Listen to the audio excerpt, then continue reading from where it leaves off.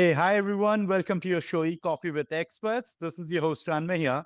And today we have Aaron Thomas, who is the managing director and co-founder at Hive 19 with us. Hey, Aaron, how's it going? Yeah, good. Nice to speak with you, Ranmay. Thanks for having me. Lovely. Aaron, before we move any forward and pick your brains on link building, which is one of the hot topics in our SEO industry, let's get to know the human behind the mic. Why don't you talk us through your journey a bit? How were you growing up as a child and how did you land up in the SEO digital marketing space? And also a bit about Hive 19. What do you guys specialize in? What are your core competencies? And we take it up from there. Yeah, perfect. Sounds good. How did I get into SEO? I guess from the child perspective, I was always interested in computers. My brother is a bit older than me. I was always teaching me how to use Photoshop as a young boy. So I was always messing around with that. And then I think, I was always the kid that was making CDs for everyone, downloading music and all that sort of stuff. So I was always a bit of a computer geek. And then from university, I did marketing at university, and one of my modules was to put an event on, and I did all the flyer design and the logos and stuff like that, and realized that I think, I actually really the more digital side of it. And so I had to go and do a placement year as part of the course. And I went to a startup it was a gift voucher company for like things like bungee jumps and spa days and Ferrari drives and all that sort of stuff. So I joined them. They were a franchise of the extreme sports brand. So I went there and learned all about digital marketing. If you like, they're quite a small startup that was just getting off the ground. So we were trying to compete against red letter days and buy a gift and that sort of stuff. And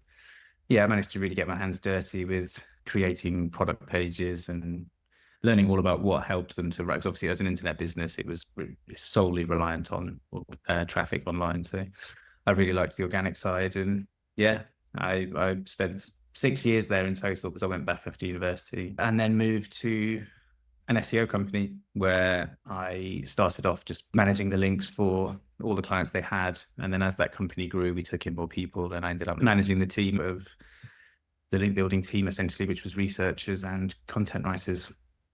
And that was all the way up until the pandemic, so 2020. Right. And that was when I moved and decided to make the move and set up Hive 19. How was it starting a business during the pandemic? It must have presented its own unique challenges. How do you navigate through those? It was a great time to start your business for sure. Yeah, I think it seems crazy looking back, but I think also at the same time, it's quite a good opportunity, because obviously all the shops were closed. Yeah, a lot of people went online.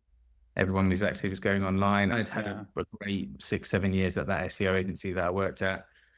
And then, it was, I had to leave then at that point, really. It was sad for me to leave, but I had decided, I had to. So then moved on to create Hive 19 and saw it as an opportunity to do what I'd always really wanted to do, which was manage the company. I've been doing content marketing, link building for so long.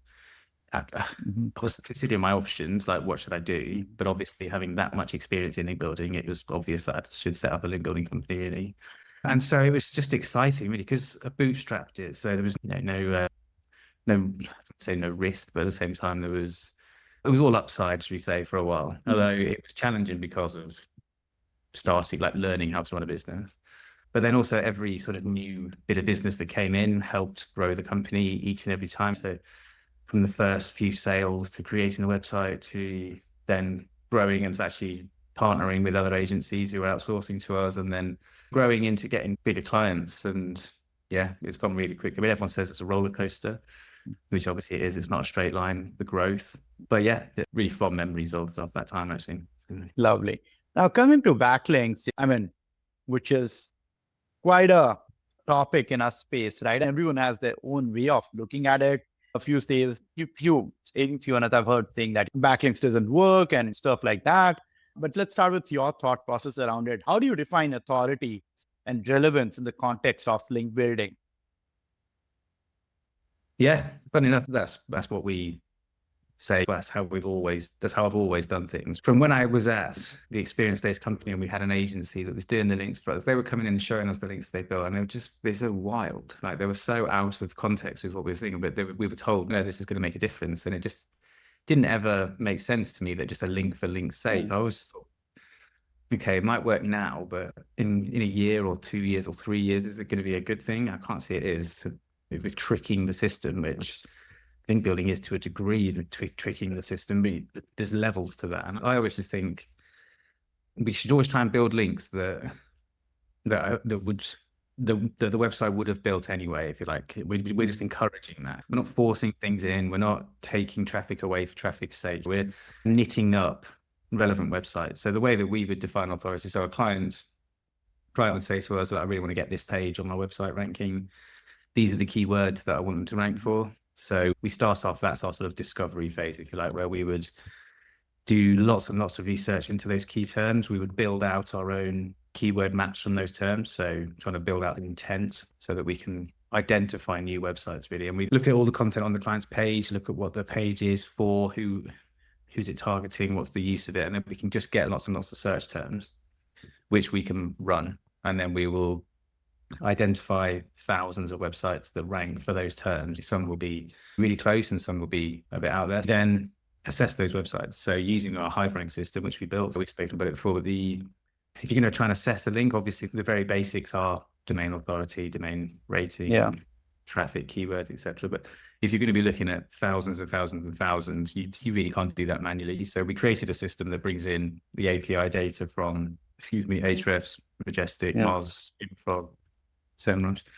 And then we give weighted averages to those scores. So we're looking for 45 different measures, but my personal preference is, apart from keywords and traffic and relevance is the number one, but I've always thought, and if you're looking at the website, the first and foremost, is it real? Is it a real website? Is it all right? The look and feel of it, Does it serve a purpose other than posting links to people, which obviously you don't want anything to do with that? Is it a business? That's what my ideal links are from, is a business that's in the same industry. So if your product or service sits in a similar sphere to the website that has been identified, they're not competing with you.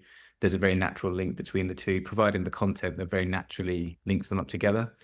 The relevance there is brilliant. So that's going to stand the test of any algorithm changes or anything like that, because that's a very natural link. And then from there, what's on top of that can we look at that there's going to be providing the authority. So obviously domain rating, domain authority, traffic, there's spikes in the traffic, how many times they link out is a big one for me. If the website links out hundreds of thousands of times, that's been diluted. If they're linking out to CNOs, and if they've got links from dodgy places, anything like that. So there's no one silver bullet. What is authority? It's very much a measure. But first and foremost, if you can look at it with your eyes and you don't feel right about it, then outgoing versus incoming links, a lot of parameters being there, just apart from DADR that the industry kind of talks about. There's so many ways to look into it. There are, and I find things, even today, things work that you think, really? But then it's not going to work forever, because Google is forever catching up and, forever changing, getting better, I should say, rather than catching up. Forever improving. So, I was just thinking, would that link have happened naturally? Is that a website that gets its own traffic for any reason? Would you read that website? Can you imagine humans reading that website? Like I said to touch, and I like it where a website sells a product or service online, gets a lot of traffic for that product or service is in the same industry as the client that you're trying to get a link. So there is a very natural link between the two websites, and ideally that website's very powerful, gets lots of traffic from the country that your client is based in. That's absolutely. And you must be speaking with quite a few business owners. What are some of the common mistakes that you see businesses make while trying to build their online presence through link building? I think underestimating the amount of time it takes, I think, is probably a big one. It's glad you said it. And you can spend hundreds of hours and achieve nothing, really. That's the real. But then also probably having a little bit of knowledge is dangerous, I think, in some instances. So you could think, oh, wow, this is a DR75 website. This must be a powerful link, but it hasn't been fully assessed. So I always think if you look at one metric, you've got to look at all of them, because like looking at the link graph on Majestic, the trust flow, what it's categorized for, you can see a DR75 website is actually part of a PBN and it's got very high link density score. So you don't want to. I just think unless you So yeah, there's potential there to waste a lot of time. There's potential to be misguided by metrics, I think. Yeah. And yeah, potentially just making those kind of mistakes, really. Things can be disavowed. And I think Google's probably clever enough, or it's definitely clever enough to ignore some of the general spammy stuff. I just think when it's really toxic.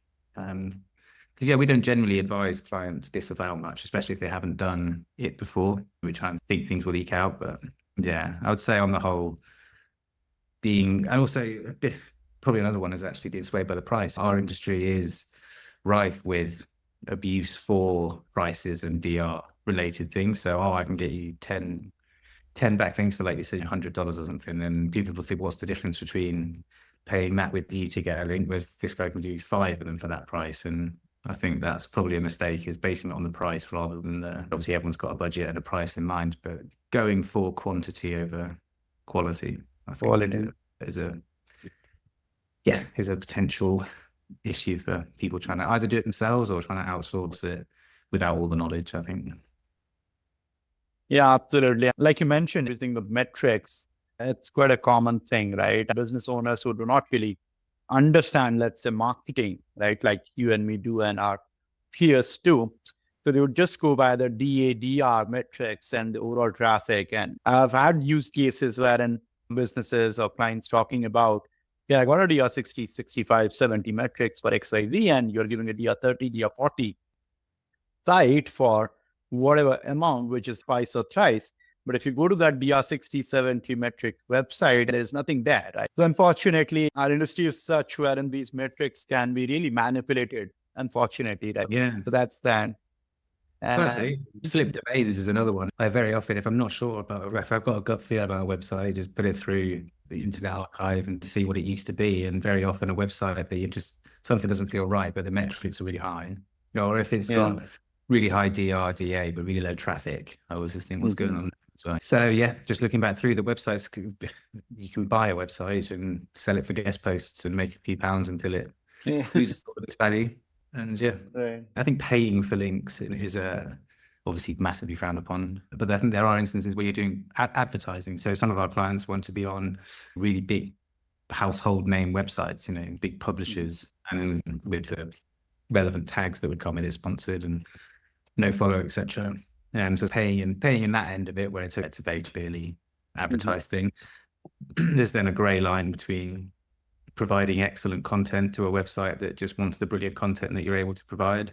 And then there's the ones that think I could do both of this. I could charge for the pleasure for publishing on it. So then there's a real grey line between blatant advertising, which is fine, and then the actual decent sharing of content. Trying to keep trying to keep quantity out of the mind and quality always is a big challenge with those metrics in mind, for sure. Absolutely. And you also touched upon a very important thing, Google always catching up, right? So with continuous algorithm updates, and they are continuously redefining it, right? So how do you stay ahead of the curve in terms of best link building practices? And what tactics are you using there, if you can give a few tricks up your sleeve? Yeah, so I always just think, like I touched on at the start, really, like would that link exist without it being, or could that link exist without it being encouraged by us, for instance? What you don't want is for, if anyone was to do a manual review of a client's backlinks and see like they're obviously all really forced and paid, that would be a worst nightmare. It's very much looking at the client's website. So they've got a service page where they're providing something that's very useful, statistics, some form of calculator, some form of useful thing that readers of that page are going to get value from. So then you create another piece of content for the website that we'd like to get the link from, and that very naturally references this very useful feature of the client's page. And so we're not just linking to a local law firm or whatever, because you wouldn't do that. You would link to a national law firm in the face of this. So very much keeping it completely realistic that this link will exist from this amazing website, hopefully to the client's website. Although we're encouraging the links, we're providing amazing content. So when we're reaching out to the websites, we're able to show them a portfolio of content that we've written in a similar industry before. We're able to say, this is the content that we'd like to write for you. Here's an overview of it. So essentially, we're giving them very optimized content for their websites, but because they've been identified via our research, they're relevant for the client. There's then just a very natural link, obviously, but a connection of the two websites via the link. And so we're not taking people away from that website for any bad reason. It is in support of the content that has been provided to the third-party website. So staying ahead of Google, I think that sounds, I totally understand what you mean, but I think it sounds devious. What we're trying to do is provide really excellent content that very naturally references our clients' websites. And yes, obviously the link is in there to positively impact the client's organic rankings. That's obviously the aim, but I think hopefully the quality of the content, the reputation and authority and trust of the website that's been published there, which is where the name Hive came from, is that we're like pollinating the two websites, if you like. We've been in the middle. We're not tricking things. There's no losers in this website's getting brilliant content. This website's getting a link. We're just being the bits in the middle that knit it all up together. Lovely. And finally, artificial intelligence, Darren, we cannot let you go without understanding your thought around it. How are you leveraging AI, machine learning tools to improve your link building processes and identify new opportunities at Hive 19? Absolutely. So from the very basics up to the very top of what we're doing, we do a lot of integration stuff. We are a small team, and my business partner is very operational focused. So we try to run as lean as possible. So everything has got a zap to it. Not everything's automated, but as much as can be automated is. And so we know a lot of processes are running on some form of AI, and obviously doing outreach, doing pitching constantly. If you think we're outreaching to thousands of websites all the time, trying to come up with relevant titles that don't cross over. There is a very nice usage of AI in there where you can get content from the website that we're approaching, content from our client's website, and speed up the ideation process. For instance, it can suggest a load of titles. We can then pick the best of it, and what would have taken a couple of hours can take a couple of minutes. And then also the briefing, when we're reaching out to our website, they may say, great, I'd love to see an overview of title number 3. And so we say, okay, yeah. We then put an overview of that together, what we'd like to cover in it. And so it's very useful from that aspect of speeding things up for us. What we don't and what we'll never do is have it write articles for us, because I say never, but right now at this particular juncture, it's just not what we'd want to do at all. And websites that we speak to are very hot on it. They very often reply with, I don't accept. They make it very clear that AI content is not for them. And actually, to reference a talk I went to where Hrefs put on a talk in London a couple of months ago, and Ryan and Josh spoke very well about the use of AI content and how they described it as like an iceberg in the water. So the bit that you see is the sort of written content, but all of the deep thinking underneath it, all of the research and your expertise, your input that you can put into it, is what's sadly lacking from AI written content. So it can regurgitate what it finds online, but it can't necessarily add your expertise in it. So we don't, we check, the other way around, we check. Being a small team, we don't have any writers in-house. We work with lots of different freelance writers that specialize in different subjects. So our clients are mixed in fintech, SaaS, medical, and interior products, like interior design products. So we don't actually employ any writers in-house because they couldn't be a specialist in all those things. So we have lots of different writers that we use for each different thing. And when they're submitting their work, we put them through copy leaks, we put them through plagiarism, lots of different checkers to make sure that what we're submitting to be published at the other end of the chain is not AI generated. Lovely. Great, Aaron. Thank you so much for the insights. But before we let you go, a quick rapid fire. I hope you're game for it. Please, fire away. All right. Your last Google search. Actually, no. Let me check. Probably something football related.